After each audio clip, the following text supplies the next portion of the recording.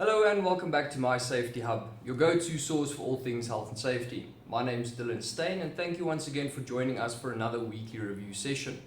In the past 3 sessions, we broke down the OSH Act amendment or the proposed amendment bill, and we had quite extensive conversations regarding different topics of legislation and the changes that we will be receiving in the very near future. If you haven't watched those recordings yet, please feel free to do so, as we will be linking a free download of the amendment bill in the description of this video below. But that being said, I'm joined here today again with Orkut Fourie, and this week we're going to be doing something a bit different. We are going to be delving into risk assessments as well as looking at some accident videos relating to those risk assessments and be breaking them down. So if you like this type of content, please consider leaving a like and then obviously commenting down below what accidents you want us to review next, or what hazards or risks on the risk assessment you would like us to tackle next. But that being said, Orkut, how was your week? Well, it's a new one, so far so good. I'm keen on seeing what the content is that you brought for us today. So yeah, I'm excited to get started. Awesome. So in relation to what I've just said, we are going to be looking at 4 different accident videos pertaining to the operation of forklifts specifically.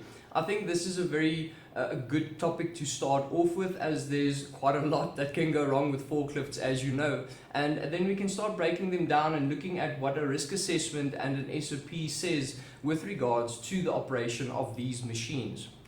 So with that being said, let's dive right into the first one over here, and let's have a look on this one. Well, it looks as though he's asleep.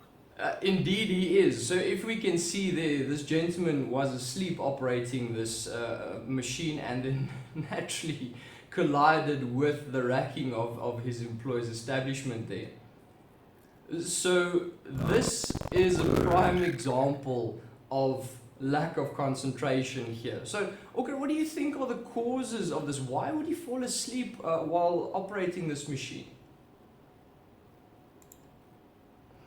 Well, I mean, there could be job-related issues, there could be personal issues here, but whatever the case may be, he's got a duty to look after himself, and if he's not in the condition to be working the machine on the day because maybe he's ill or maybe he's been working double shifts, he's got to say something to his supervisor. What I think what would be amazing is if we can in the near future have some form of AI that picks up this event on camera and switches off the machine before it runs into the rails where everything's been stored. But I mean, this could be a personal issue. It could be professional issues as well. Of course, and we now know, based on our previous discussions in terms of Section 14 and Section 8, this guy has a duty to look after himself first. And if there was any hindrances that obviously caused him now not to do his work at peak performance, he should address them with the employer. So a very bad one to start off with. As we can see, the property damage here is astronomical. But I want to refer this back to the risk assessment very quick. So we're going to go into OSH Online, and here you can see I've added a task operating a forklift. This one is for diesel in general, but remember we are going to be looking at the operation of lifting machines. So let's have a look at some of these hazards on this risk assessment and see if this makes mention of what we saw in this video here. So as we can see, the very first hazard statement on this particular risk assessment is a behavioral hazard. Improper or incorrect driving practices conducted while operating this particular forklift. Or in that case, that was more of a pallet truck, I would say, but it is still the same concept. But as we can see, this was identified now on a risk assessment. And as we can see here, the risks include things such as possible loss of vehicle, possible property damage up to 100,000 Rand, which I can tell you now, that damage we just saw is a lot more than 100,000 Rand. And as we can see here, we look at the scoring that I did here just as a demonstration. I put the rating here as a 5.3, which is a high risk activity before control measures. Now, naturally, what we want to do to mitigate these types of accidents is we want to allocate control measures to this particular task, which will then hopefully bring this down into a low rating score. Now, let's quickly have a look at some of the proposed control measures rather. Here we can see Section 8 appointment letters, which would then emphasize management responsibility. health and safety representative inspection checklists, which could identify any deviation or malfunction of your specific lifting machine. Here's a very, very important one, and this is the safe operating procedure. Now, my question here is, was SOPs done? Were the employees' well-being considered during this whole process? And I don't think so. So my best guess here is the employer doesn't have a risk assessment, first of all, otherwise he could have seen or foreseen something like this to happen, and at the very least had some of these control measures in place to try and mitigate them, which unfortunately we've now seen is not the case. But alright, let's have a look at another one over here. Now, this particular clip, just a quick disclaimer, is very graphical. So if you are a sensitive viewer, I would advise you to skip forward about 20 seconds after this video. But this one is a very circulated video, and I think a lot of the viewers might have seen this one. I don't know if you've seen it yet, Okkert, but let me show you this tragedy over here. Okay. Of course. Well, there's a non-compliance there already. Oh my. So yeah, as we can see here, this is a major accident that occurred here, and we can see multiple unsafe acts being conducted by this person that's standing on the forklift, as well as the person that was trying to bring this down. So again, multiple things that went wrong here, and I believe it's because of a lack of understanding of how the forklifts operate. I don't know, do you want to just give us a brief overview of the forklifts system, Okkert? I know you've been working with that quite substantially. Just give us an explanation. How does a forklift suspension work? Why did it tip forward, and why did it fall all the way back here?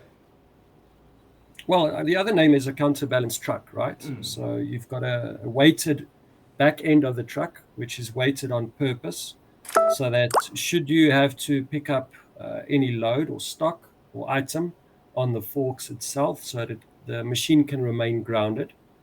And then with that being said, you don't want to operate the vehicle whilst your load is elevated. You want your load to be as low down to the ground as possible, to have a lower sense of center of gravity. So there were a couple of things that went wrong here. To start off with, I think that you can see that there was some form of awareness that whatever they were moving there was already over the weight limit. Because why did the additional person sit behind the driver? So that was done intentionally, which you're not allowed to do. But I think that person climbed on there because they knew that whatever was loaded on the forks was already over or close to the weight limit. And then as soon as they went through the gates and they actually started slowing down, that momentum of the load kept moving forward, which obviously, because it was a little bit elevated, you can see there the forks are a little bit elevated. That momentum keeps pushing forward, and gravity isn't going anywhere, so it's going to be pulled downwards as well, tipping the machine forward. And then unfortunately, the lady there, it looks like a lady, she made the mistake of thinking that she can pull down a couple of tons by simply just hanging on to the back end of the machine, and then she got caught underneath it. So not a pretty sight. Definitely not a pretty sight. But again, you can cite the operator here and saying, yes, okay, well, it's the operator's fault. I would agree. It is partially the operator's fault. But I would also say this is an example of a lack of control, where management has to take responsibility in making sure that the persons operating such machines are doing it correctly, and they need to monitor this consistently. And if they pick up any issues where the load limit is gone over, or people are using loads where it's coming close to the load limit. And with that being said, bystanders, persons that are close to the machines being operated, to also understand the dangers involved. There's a number of things that could have gone wrong here, but definitely from the beginning, for me, I would make the assumption that they knew that whatever they were moving there was already close to the load limit. Definitely. And that's why you have person number 2 sitting on the back of the machine there. Yeah, no, I fully agree. And my first thing here, or the first question I would have is, was the forklift load tested, and does the operator have a valid license? Because surely if those two things are done, you would have some form of understanding of how the forklift operates, and you should know that that is a high risk activity while overloading the forklift. So obviously here in South Africa, we have law that stipulates you need to be licensed if you operate any lifting machine that can lift up more than 750 kilograms. And I'm very curious to hear if our international viewers out there are watching this, what is the standards regarding operating lifting machines where you are located? Drop a comment down below if you have something different legislation-wise than we have here. I think that would be an interesting conversation as well. Sure. But yeah, a very bad one indeed. Let's have a look at another one over here. So this one in particular is bad for me, because here we have a workshop, and you'll see why I say this is bad. This is a catastrophic failure here, and multiple things are going wrong. So I just want to point out, here we can see, here is a suspended load. It looks like coiled wire, right? That is being held up by the overhead crane. So let's have a look at what's happening here.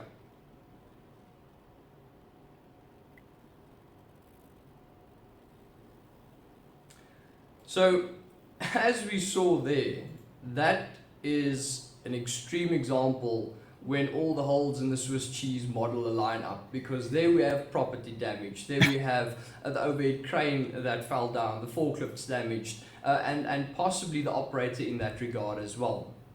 So as I said, that one was very bad, Orkut. What do you think happened there? Well, it's there's a couple of failures there already. I mean, if we've got a suspended load or that's been loaded with a crane moving, other users or operators of machinery or persons in the vicinity should be made aware of the fact that the crane is moving. And usually these cranes, when they move, they have a siren or an alarm that goes off that notifies other people that there's a load being moved. But also, if you consider the speed at which that forklift was moving before it collided with a suspended load, and I believe it looked as though it was also moving a load whilst driving towards the direction of where the load is on the forks, right? It wasn't moving the load in reverse, which you should do if your view is obscured by the load that you carry. Yeah. So there's a couple of failures there already, but the crane collapse, yeah, I don't know. That item is very, very heavy. So I don't know if that operator made it out of there or not. Yeah, I fully agree. And that being said, let's just go to the risk assessment here. And I want to show you something on this assessment that I did. So if we look at some of these other hazards, there was a particular one here. You mentioned improper signage or safety demarcation. There should be designated areas for both of these machines.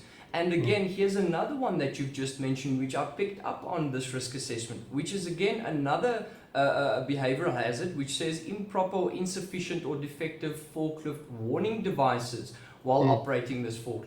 So here we can see that if this employer had done a risk assessment like this, he would have picked up that that is a possible hazard and potentially could have prevented that forklift from hitting the suspended load of the crane.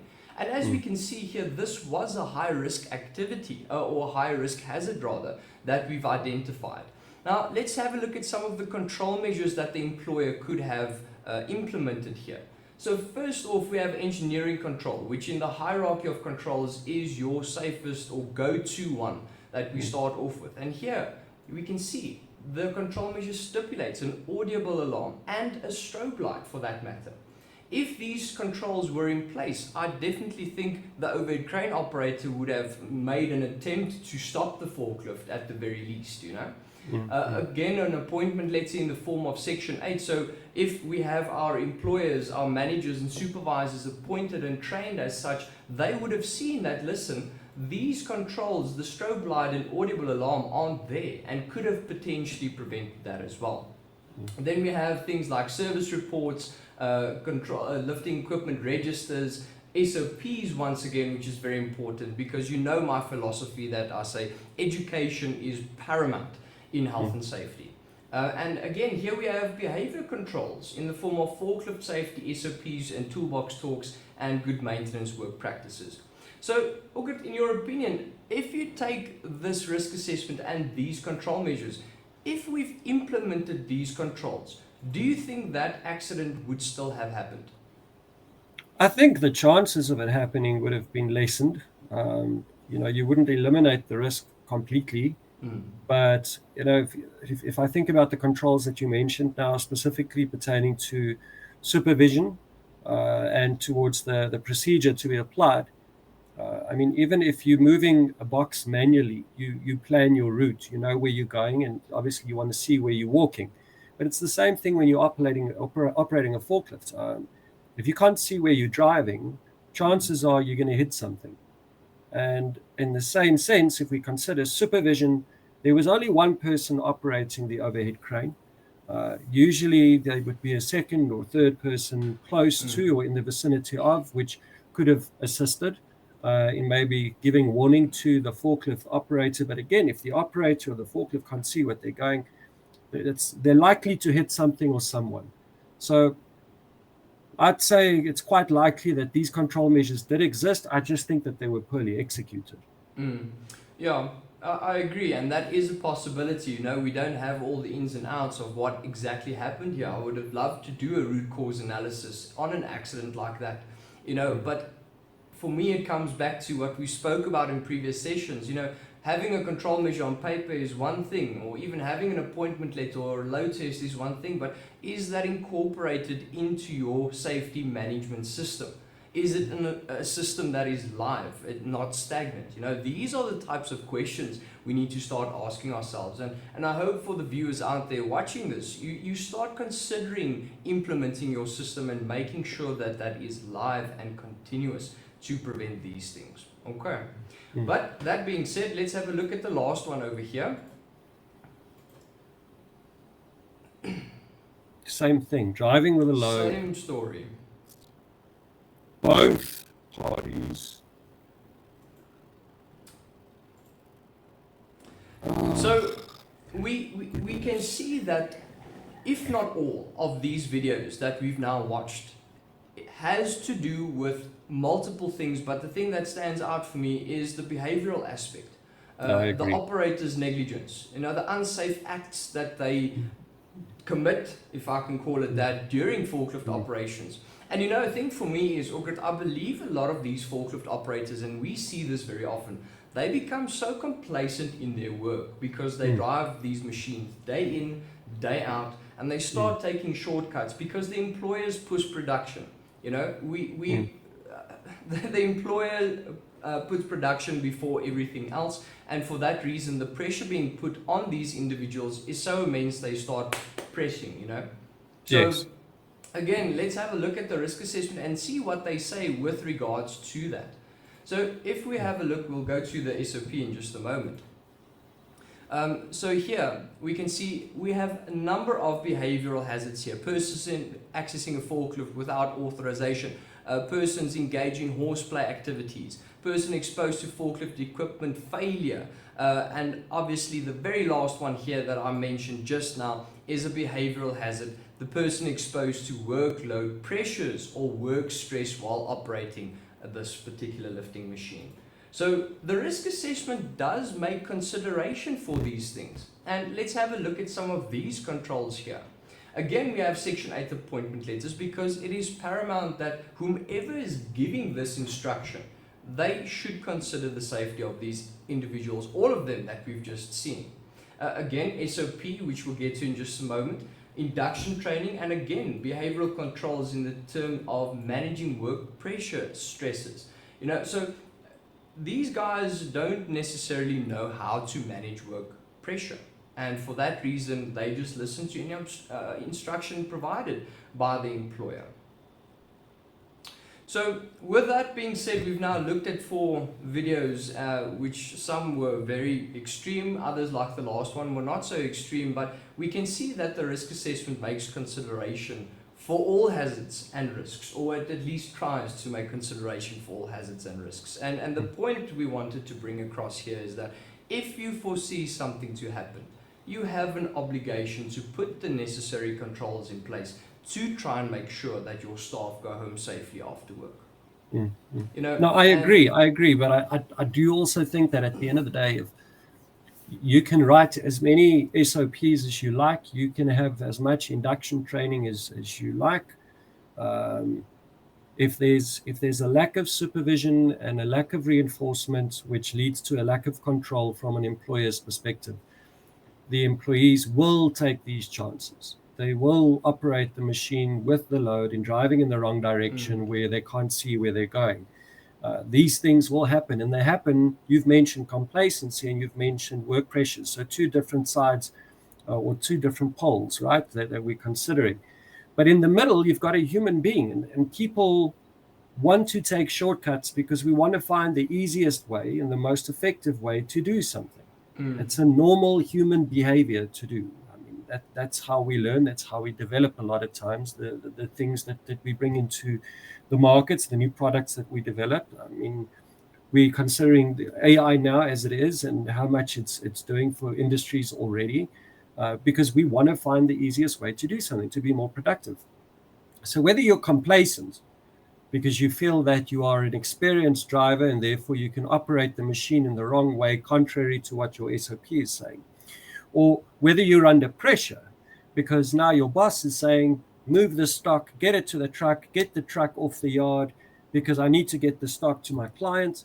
And because of that, you're now operating it incorrectly. On both sides of the coin, I'm still asking, how is this monitored? And when monitoring is taking place, what kind of additional measures are put into place to make sure that these behaviors are controlled? Yeah, and no, I fully agree. Yeah, and as I've said, and you reiterated that statement, behavior is the number one thing that's wrong here. So one of the things that we obviously try and do to manage these behaviors is naturally providing them with as much information as possible in the form of safe operating procedures, which we can see is generated here by the risk assessment we've conducted here on OSH Online. So the reason I just want to show this for the viewers, be on the lookout for next week Wednesday's video, where I will be breaking down the Forklift SOP in detail and also leaving this as a free download for you guys to go and review and maybe even utilize for yourself. So again, we want to make as much resources available to these employers to empower them and the employees to obviously work as safe as possible. So be on the lookout for that video next week. I think that's going to be a very informative one as well. Okay. Well, good. That's all we have time for today, unfortunately, once again. I think this was another very fruitful session. I think our topics of discussion here were great, and I really do hope that the employers and employees out there watching this video had a look at some of these dangerous activities and think to yourself, maybe I should do a bit better. So I hope that struck home with some of you guys. And then, next week we'll continue. Again, if you would like us to review a specific task or a specific accident, please let us know down in the comments below and we'll definitely have a look at that. All right.